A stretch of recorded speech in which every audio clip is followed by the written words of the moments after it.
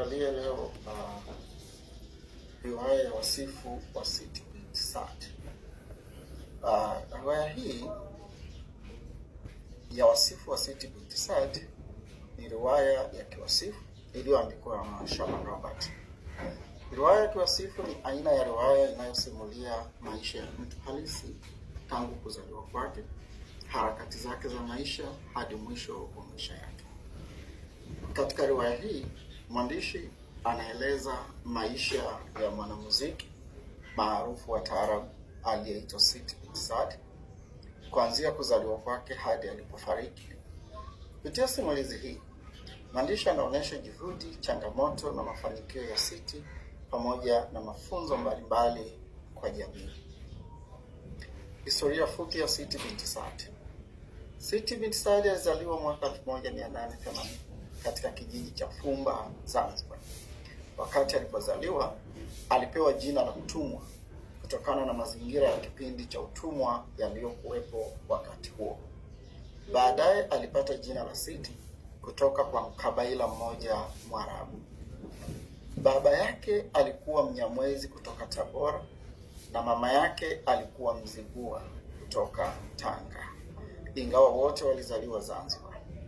Familia yao ilikuwa maskini na ilitegemea shughuli za kilimo na ufinyanzi.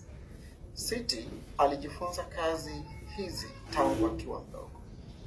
Licha ya maisha magumu, Siti alikuwa na kipaji kikubwa cha uimbaji. Alipokuwa akiuza vyungu vya mama yake, alikuwa akiimba na sauti yake kusikika mbali, jambo lililowavutia watu na kusaidia kuuza vyungu. Kutokana na mtazamo wa jamii ya wakati huo ambao haukutilia mkazo elimu kwa wasichana, Siti hakupata elimu ya shule wala madrasa. Mwaka 1911 alihamia mjini Unguja kutafuta maisha bora zaidi. Huko alikutana na Hussein Ali, mwanamuziki wa kikundi cha taarabu cha Nadi Ikhwani Safa, kikundi kilichoanzishwa na Said Bargash bin Said. Ingawa kikundi hicho kilikuwa cha wanaume pekee, Hussein Ali aligundua kipaji cha Siti na kuanza kumfundisha muziki wa taarabu. Baadaye, Siti alianza kufanya maonyesho katika hafla mbalimbali kama harusi, sherehe za kifalme na matamasha. Umaarufu wake uliongezeka sana hadi kufikia hatua ambapo sherehe nyingi zilionekana hazikamiliki bila yeye kuimba. Mwaka 1928, kampuni ya kurekodi muziki ya Columbia Records ilimwalika kwenda Mumbai, India, kurekodi nyimbo kwa lugha ya Kiswahili. Santuri zake zilipata mafanikio makubwa na kufikia mwaka 1931, santuri zaidi ya 72,000 zilikuwa zimeuzwa. Kutokana na mafanikio hayo, Siti alipata umaarufu mkubwa katika Afrika Mashariki na hata nje ya bara la Afrika.